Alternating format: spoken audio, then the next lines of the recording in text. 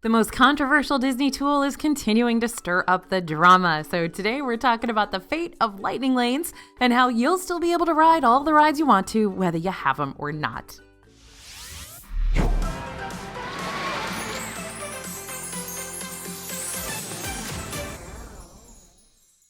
Hey everybody, it's AJ for Disney Food Blog, but enough about me. We've got some rather serious things to talk about today. Do you want the good news first or the bad news? I'm just going to assume you said bad just to get it out of the way, because that's what I always do.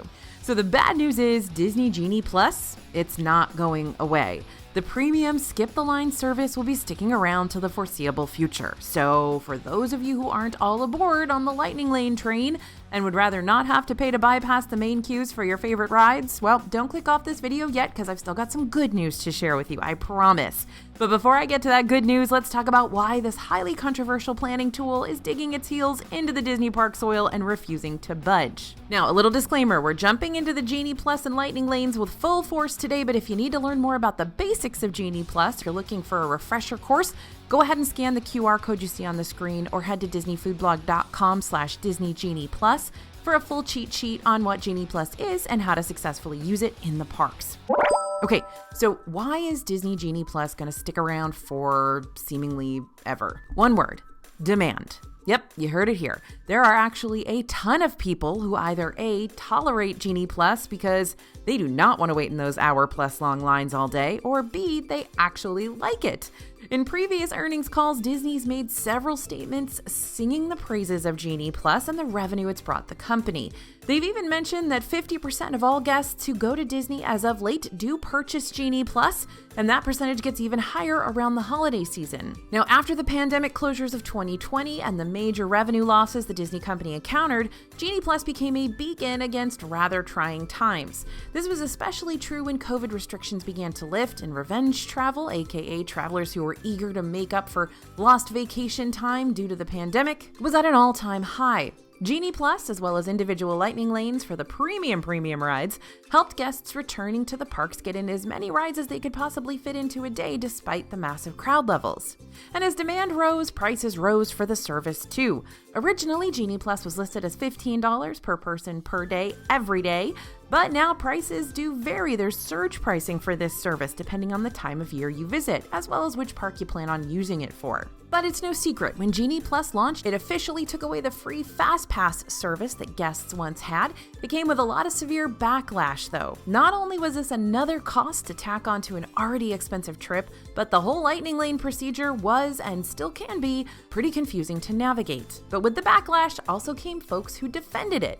After all, even when Genie Plus is at its peak pricing, which we've seen at $35 per person per day, it is still a relatively cheaper service than other theme parks' quick queue pricing out there. Of course, each theme park's quick queues have their own pros and cons attached, which help justify different price ranges more so, but just to majorly simplify the topic, Disney's lightning lanes don't ever push the $100 plus per person limits for now. Not only that, but there are some folks who claim lightning lanes are better than fast passes were, just because if you play your cards right, you can potentially get on even more rides than before. I'll explain how that's possible a little later on. That being said, for frequent flyers like annual pass holders, paying for lightning lanes every time you want to skip forever long lines gets frustrating, especially when you used to be able to do it all for free. But this might have been the very benefit Disney was looking to achieve when they implemented Genie Plus in the first place. Back in 2022, when Bob Chapek was still Disney's CEO, remember that? He'd made a comment about annual pass holders using the parks as their personal playground. And while Chapek said that the parks celebrate their APs for this, in the same breath, he also mentioned that there's got to be a balance between the folks who go to the parks frequently versus those who only get to go every now and then. Granted, a big part of Chapek saying this was in response to the Park Pass reservation system, which has been a major point of controversy in the past, when annual pass holders thought they were getting purposefully blocked out of the parks on certain days, thanks to the reservation system, while out-of-town guests were still seeing availability on their Park Pass calendars. But another big part of Chapek's response does circle back around to how much money certain guests tend to spend each visit versus others. For the out-of-town guest who plans on visiting Disney maybe once in their life or every 5 to 10 years, Purchasing a premium Lightning Lane service is something they're way more liable to say yes to just to make sure they're experiencing everything in the parks that they possibly can. However, locals and pass holders who used to get fast passes for free will more than likely be hesitant to shovel even more money into Disney's pockets just to use Genie Plus every time they go to the parks. Complaints have also been made about how using Genie Plus requires you to be on your phone all day long instead of appreciating being in the park itself. After all, if you pay for that premium service, you want to get the most out of it, and that means constantly opening your My Disney Experience app and selecting new Lightning Lanes, or maybe even modifying the ones you already have. So yeah, Genie Plus is going to stick around for a while. It's really benefiting Disney right now, and 50% of people in the parks are using it, so that means they like it too. But here's the good news. Genie Plus and individual Lightning Lane purchases are a choice. You don't have to pay for them to go to the parks if you don't want to. In fact, you can still have a very successful day in Disney World and hit up tons of rides without spending an extra dime.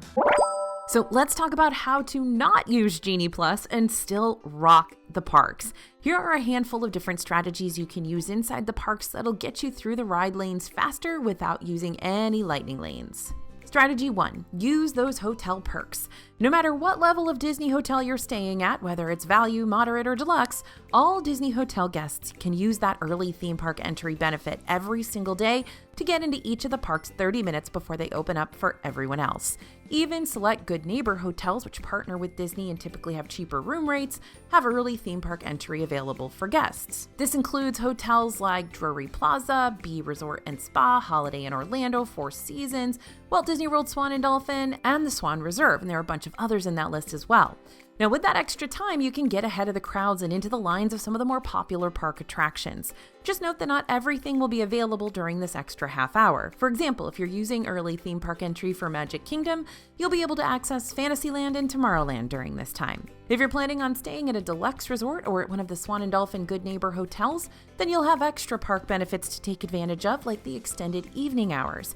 These are going to let you stay in certain parks on certain nights up to 2 hours after the parks close to the public. And it's like a ghost town in there when this happens. Seriously, kind of feels like having the parks all to yourself.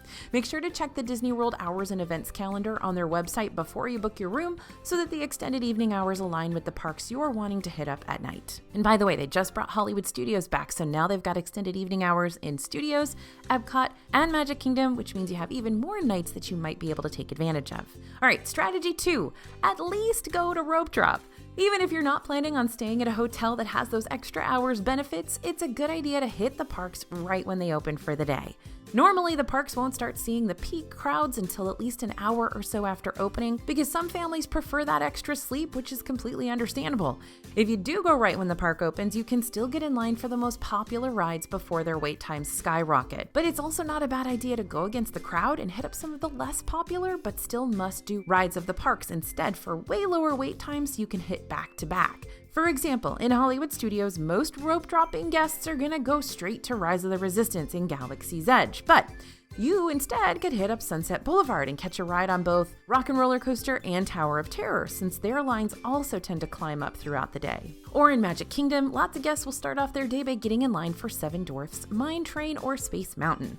But if you go to Adventureland first, you could hit up both Jungle Cruise and Pirates of the Caribbean in less than an hour. Or you could hit up Peter Pan's Flight and Haunted Mansion, one right after the other.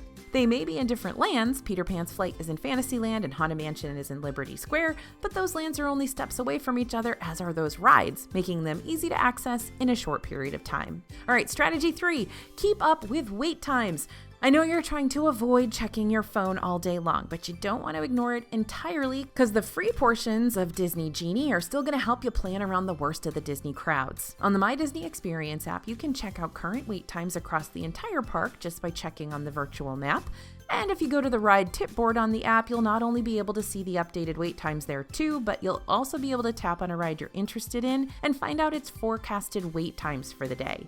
This doesn't mean you're going to see a 100% accurate look at how long or short the queues are going to be, but the app will let you know when lines typically tend to die down or spike up based on the data they have from every day before that. Kind of like when you're Googling a restaurant and you want to know how busy it's going to be, and it gives you that little kind of bell curve so you can see when it's going to be busiest. Same thing. And you can actually check wait times and forecasted waits ahead of your trip. You can even check them right now if you want to. That way you can get a better idea beforehand of what rides typically have higher waits, which ones have lower waits, and when the best times to visit, the ones you're most anticipating, will actually end up being. It's kind of like checking a weather forecast before you go to Orlando. It's not necessarily going to be exactly that weather forecast that they have forecast for next week, but it's going to give you a pretty good idea of what might be coming. Okay, strategy 4, experience other attractions. So remember, the parks are more than just their rides. During the peak of ride wait times, which usually happens around early to mid-afternoon, you can take a break from all the back-to-back riding and waiting in order to enjoy other parts of the parks. So for Magic Kingdom, there's a lot of action going on everywhere. You could see cavalcades, parades, Streetmosphere, or you could sit for a spell inside one of the animatronic heavy shows like Carousel of Progress, Hall of Presidents, Enchanted Tiki Room, Country Bear Jamboree. For Hollywood Studios, you got shows to see. Shows to see everywhere. This is Hollywood after all. So take some time to sit back, relax, and watch Belle and Beast fall in love at Beauty and the Beast. Indiana Jones is going to pull off some epic stunts. Elsa and Anna take the stage during their sing-along. Or maybe you'll even be able to appreciate a short film based around Walt Disney's legacy, which always makes me cry, over at One Man's Dream. For Animal Kingdom, hit up those walking trails. Say hello to all the different wildlife that's living inside the park. You might see tigers and bats and gorillas, and that's only the tip of the iceberg. Animal Kingdom also has 2 epic live stage show performances, Finding Nemo, The Big Blue and Beyond, and Festival of the Lion King, that you're definitely not going to want to miss. And for Epcot, you got a whole world showcase to explore during those times when all those rides have their highest waits. Not to mention, festival activities will more than likely be taking place during your visit that you'll want to take part in. And don't forget about the Seas exhibit. There's a whole 2-story aquarium experience in Epcot with thousands of different sea creatures for you to see. The best part, it all happens indoors in the AC. Strategy 5 is to plan around those non-peak times. Sometimes planning around the Disney crowds can be a much easier feat, especially if you visit during Disney's slower times of the year. For example, early January from around the 5th to Martin Luther King Jr. weekend is typically a less crowded time. You might have some kids on the tail end of their holiday breaks, but for the most part, they're all back in school. Late January, after the long weekend for Martin Luther King Jr. Day, is also typically a lighter crowd time in Disney. Kids are officially back in school by then, and it's smack dab in the middle of winter, which means you might actually see some of those rare cold Florida days, which is like 50 degrees in Orlando. Just like January, early February before President's Day is typically less busy, and so is the end of August. More specifically, some of the lightest crowds we see for the parks happen during late August, right before Labor Day weekend. And good news, you're going to be able to see the Halloween decor and festivities around this time too, because Halloween's only 2 months away, right? So we got to start celebrating early. Now, Labor Day weekend is going to bring some big crowds back to Disney World, but right after that holiday, kids have to get back to school and parents are back to work. So mid to late September is another one of the least crowded times in the parks. It may be as hot as the surface of the sun, but hey, at least there's not too many people in there. And after the chaos of Halloween quiets down a little bit, Disney World quiets down too. Early to mid-November usually sees fewer crowds since it's nestled between 2 major holidays. Again, this is another perfect time to check out all the holiday decorations in Disney World without those crowds, and the weather is also usually fabulous in November. Not too hot, not too cold, and it's the end of hurricane season, so you might not run into too many rainy days. Strategy 6, use single rider when it's available. Now, granted, the single rider queue is only available on a certain number of rides like Millennium Falcon, Smuggler's Run, Rock and Roller Coaster, Expedition Everest, Test Track, and Soarin' sometimes. But when it is available, your whole party is totally free to get in these lines together for a potentially shorter wait time. Be warned though, you will more than likely be split up once it's time to ride. The reason for this line is to fill empty seats in the ride vehicles, so you probably don't want to use single rider if you're bringing along your 4-year-old. Some single rider lines take longer than others to get through, which we've seen happen at Rock and Roller Coaster more times than we care to admit, but it just might significantly cut down your wait too. Personally, last time I was in Animal Kingdom, I was able to walk onto Expedition Everest by using the single rider option, which helped me bypass what would have been a 30-minute wait otherwise. Strategy 7, stay until the parks close. You can wait until the end of the day to ride top-built attractions for way shorter wait times, because as long as you're in a line before the clock strikes park closure, you'll be able to experience the ride. I can't tell you how many times I've used this method. I've used it to get on Seven Dwarfs Mine Train, Flight of Passage, Rise of the Resistance, Frozen Ever After, and it works most of the time. You knew there was going to be a catch, right? While I absolutely love using this strategy to cut my wait times in half, if not more so, if anything were to happen to the ride while you're in line, like if it were to break down, then that's it. You don't get to come back for free the next day to make up for it or wait around for the next hour till it's back up. Disney will just call it quits and shut it down for the night. So this strategy can be a gamble, especially for Rise of the Resistance, which is very finicky. But if everything continues to run smoothly, then congratulations. You not only get on that ultra popular attraction faster, but you'll be able to stick around in the park until the exiting crowds have already died down. Double win. And remember, just because the fireworks have gone off doesn't necessarily mean the park is closed. Magic Kingdom, all the time, people watch the fireworks and then leave thinking that the park's closed. But during the summer months, or when the park is open for longer hours because it's a busier time, often Magic Kingdom will stay open until 11 or sometimes even midnight. So you might have 1 to 2 extra hours to ride stuff after Happily Ever After when everybody else is leaving the park. Be sure to use that time, my friends, because that is when you're going to get to ride a bunch of stuff. But there's even more good news. Here's the thing. Disney's not unaware of the complaints filed about Genie Plus. Since its release back in October 2021, there have already been several changes made to the planning tool to help make guests' experience smoother and less stressful. And those changes are going to continue. So Disney's acknowledged that they've heard guests saying that they wish they could plan with Disney Genie Plus service and individual Lightning Lane selections before the day of their park visit, much like the old FastPass system was able to do. So Disney's shared that they're currently working on ways that guests can pre-plan those Lightning Lanes ahead of their trip, and these changes should be ready to go by 2024. According to Disney, their goal is to give you the opportunity to spend less time planning in the park and more time enjoying your visit with friends and family. Now, they haven't revealed just what those changes are going to be yet, but more details are set to be released at a future date. In a nutshell, it seems the overall goal will be to simplify your Genie Plus experience even more, which we'll make sure to update you about as soon as we hear the details. All right, next let's talk a little bit about how to make the most out of Genie Plus if you do decide to buy it. There's a reason why 50% of guests continue to purchase it, and that's because paying for it can actually end up stretching your dollar. Let me explain. If a Disney World trip is a once-in-a-lifetime experience for you, or you're not planning on going back for the next 5 or so years, then you're going to want to get the most out of your vacation. After all, you're investing a lot of money, what with hotels and flights and park tickets and food and your vacation time. So if you pay for all of this stuff and your days in the park end up consisting of just standing around in line after line, then everything you've invested into this trip is going to feel like a letdown. I mean, did you really save that much money to wait in queues all day long for a week straight? Even when using the strategies we talked about earlier, that can help you cut down your wait times massively without paying for Lightning Lanes, but Genie Plus could still be a better guarantee of bypassing lines, especially if your trip falls during one of Disney's busier seasons. So if you are planning on purchasing Genie Plus, here are some ways to make sure you're getting the best bang for your buck. First, know what Lightning Lanes to book first. The DFP team likes to keep an eye on wait times and Genie Plus data just for you, and according to the latest numbers, these are the Lightning Lanes that tend to book up the fastest each day, meaning you need to prioritize these ones first. In Magic Kingdom, the individual Lightning Lanes tend to be the most popular with folks, so if you want to pay per person per ride through for those premium rides like Tron, Light Cycle Run, and Seven Dwarfs Mine Train, it's best to get on that just as soon as you're able. For Disney hotel guests, you can purchase individual Lightning Lanes as early as 7 a.m. the day of your visit, but for everybody else, you won't be able to purchase them until the park opens. So if you're not staying in a Disney hotel, you gotta wait till the park opens to actually purchase that individual Lightning Lane for Tron or Seven Dwarfs. Other popular Lightning Lanes that are part of the regular Genie Plus package include Space Mountain and Peter Pan's Flight. Animal Kingdom is in a similar boat, with its most popular Lightning Lane being an individual Lightning Lane for Flight of Passage. Other than that, Lightning Lanes don't usually book up super quickly for this park since there aren't a whole lot of Lightning Lanes available here in the first place. Unless you're visiting during spring break season or around the holidays, you typically don't need Genie Plus for Animal Kingdom.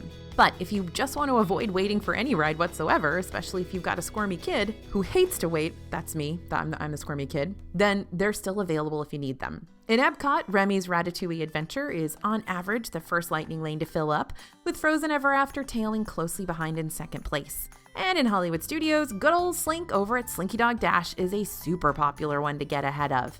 And trust me, you're gonna want it too, if only to avoid standing in that really hot, all-outdoor queue line. Next strategy, if you are buying Genie Plus, is to stack those Lightning Lanes. Remember earlier how I said some guests prefer Genie Plus just because they can collect more lightning lanes throughout the day than they could fast passes? Stacking is the reason for that, but let me back things up a little bit. For lightning lanes, you can only book one ride at a time. For now, that is. 2024, we're keeping an eye on you. After you make your first lightning lane selection, you'll only be able to make another after either 1, you've used it and are ready to book another, or 2, your first return time window has ended if you miss it, or 3, 120 minutes have passed since you booked your last one. Now that third option, the 120-minute rule, that's how you're going to be able to work your lightning lane stacking magic, so it's really important. This strategy is going to allow you to book another lightning lane 2 hours after reserving a previous one, if the return time for the first lightning lane is more than 2 hours away. Don't worry, I got examples. Let's say that at 9 a.m. you booked Slinky Dog Dash with a return time of 2 p.m. You don't have to wait until 2 p.m. to make another lightning lane reservation. Instead, 2 hours after you made that Slink reservation, you can make another one. So at 11 a.m., you can choose another attraction, and you'll still have your 2 p.m. Slinky Dog reservation too. Back in the days of free FastPass, you really couldn't stack ride reservations like this. You needed to wait and use what you had before making new selections. But if you start stacking your lightning lanes from the beginning of your park day, we've even managed to hold on to 4 of them at a time, even though the Disney website states that on average, you'll be able to select only 2 to 3 lightning lanes per day. And we've surpassed that average loads of times, and I'm absolutely certain that you can pull it off too. If you've lost track of time and you're not exactly sure when you booked your last lightning lane, you can always check the Genie Plus section in the My Disney Experience app.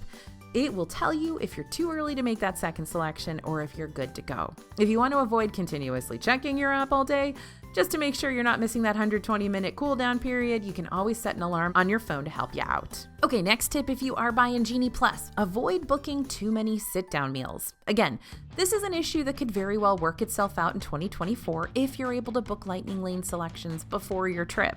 But currently, it's not totally uncommon for a lightning lane return time to clash with one of your dining reservations. And that's because you can't choose your lightning lane return times for Genie Plus. You just have to take what's given to you unless you're booking an individual lightning lane. In some cases, you might find a different lightning lane return time later on that works better for your schedule, which you can trade out with the one you're currently holding simply by modifying your ride reservation. However, if it comes down to you having to choose between a dining reservation or your lightning lane, pick the dining reservation. After all, you'll have an hour window to arrive to your lightning lane, and even if you don't end up making it in time, you might be able to explain the situation to the cast member at the front of the attraction, and they might make an exception depending on the situation. With that being said, if you know you want to prioritize the rides and you know you're going to purchase Genie Plus for your park day, then you may want to hold off on booking those table service restaurants that day. Not only do these restaurants take time out of your day to experience, but if you end up missing your reservation because you're on a ride, then you'll be charged a $10 no-show fee per person. If you prepay for restaurants like Cinderella's Royal Table, you could wind up having to pay for the whole meal regardless of if you showed up or not, and that can be a major bummer.